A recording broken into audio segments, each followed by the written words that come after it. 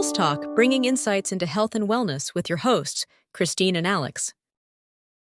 All right, so today we're going to dive into something that maybe we don't think about every day, but it's actually super important. How to get rid of old medications. We're using information from Alpro Pharmacy for this. They're actually really taking a stand on this issue, and you'll learn some pretty surprising stuff as we go along. Like, have you ever thought about what happens to pills after you flush them or toss them in the trash? Yeah, it's kind of a hidden problem, Yeah. Most people just don't realize that getting rid of medications the wrong way can have some pretty serious consequences for our health and the environment. Yeah, I have to admit, I was definitely in the out of sight, out of mind camp there for a while. I just figured those medications just disappeared once they went down the drain. Oh, yeah. Unfortunately, it's not that simple. Oh. Those medications can end up in our water systems, Yeah. and even small amounts can make a big difference. I mean, think about it.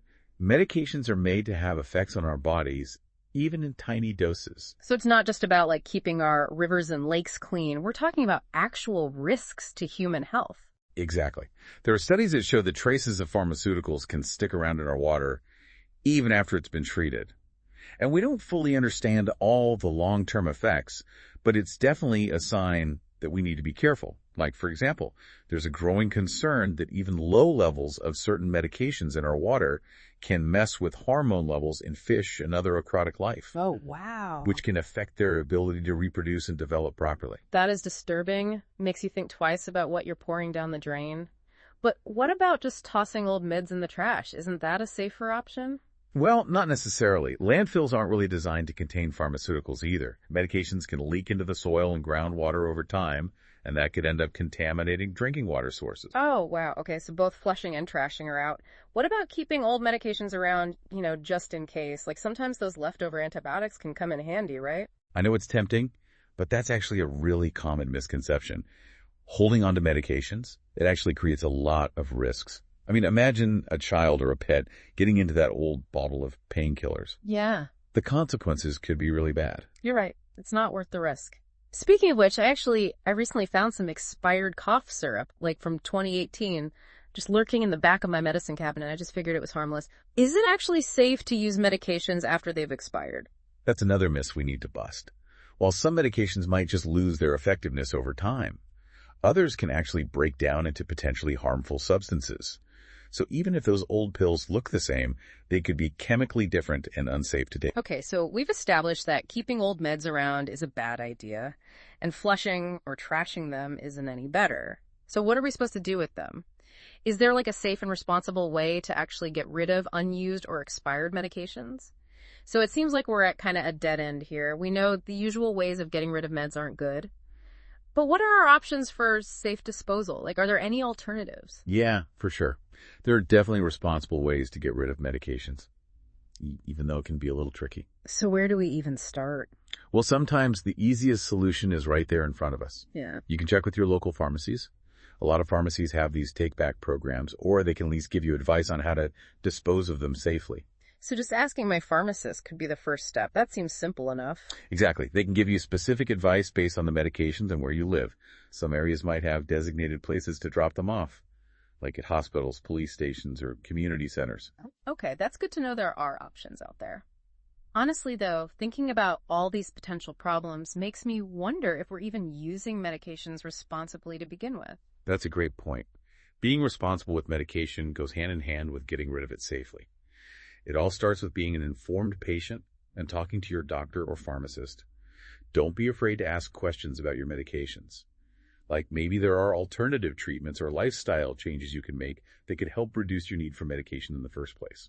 So basically, taking a more proactive approach to our health could actually lead to fewer medications that we need to get rid of. Exactly.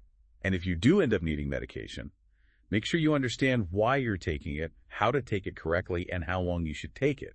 That helps ensure you're getting the most benefit from your treatment while minimizing the risk of having leftover medication. That makes sense. Yeah. But what about those situations where you're prescribed antibiotics and you start feeling better before you've taken all the pills?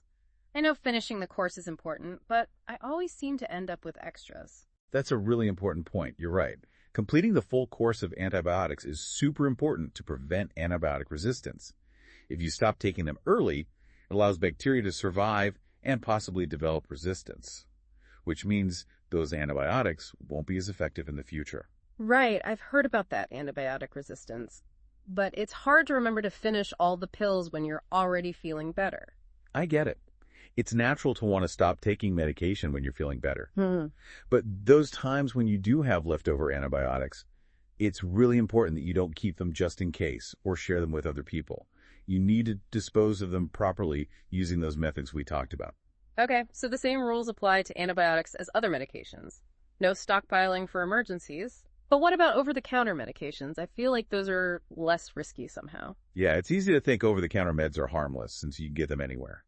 But they can actually be just as dangerous if they're misused or disposed of improperly. So we shouldn't let our guard down just because we can buy something without a prescription? Exactly. The same principles apply. Keep them stored safely, use them as directed, and get rid of them responsibly when you're done. Now, I know we've been talking a lot about individual responsibility, but this feels like it's bigger than just what we do at home. It seems like we need bigger solutions to tackle this effectively. You're absolutely right. Individual actions are crucial, but this is a systemic problem that needs a multifaceted approach. We need policymakers, manufacturers, healthcare providers, and communities all working together. So what would that look like in practice? What kind of bigger solutions are we talking about? So we're talking about changing the whole system, not just little changes here and there. Like, what kind of changes would make a real difference to this whole issue?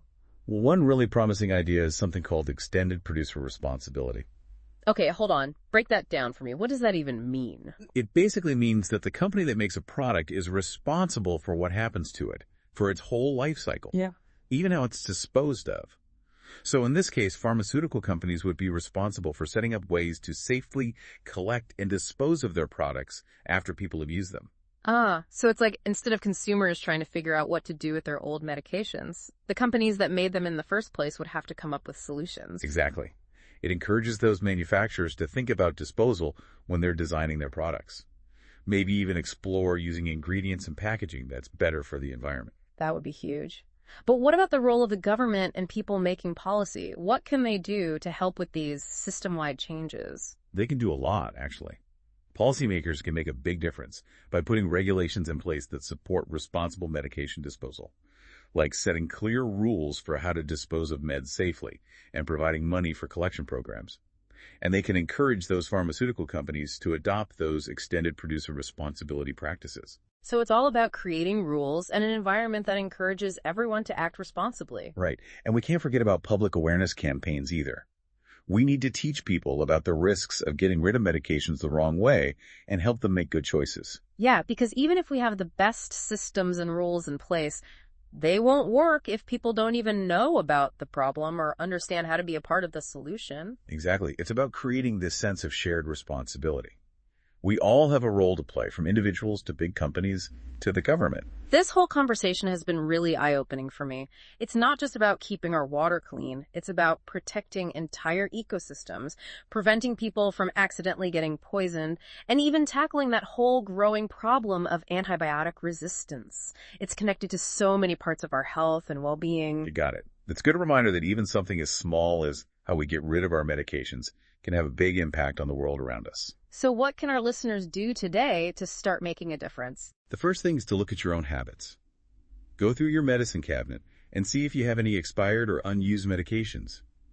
And if you do get rid of them in a responsible way using those methods we talked about, talk to your doctor and your pharmacist about your medications and don't hesitate to ask questions.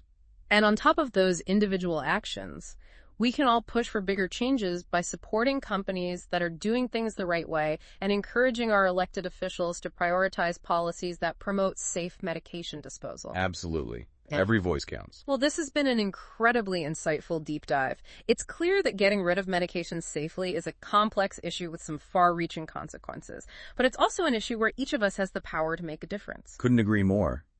By working together and making smart choices, we can create a healthier and more sustainable future for ourselves and for the generations that come after us. Thank you so much for joining us on this journey. Until next time, stay curious.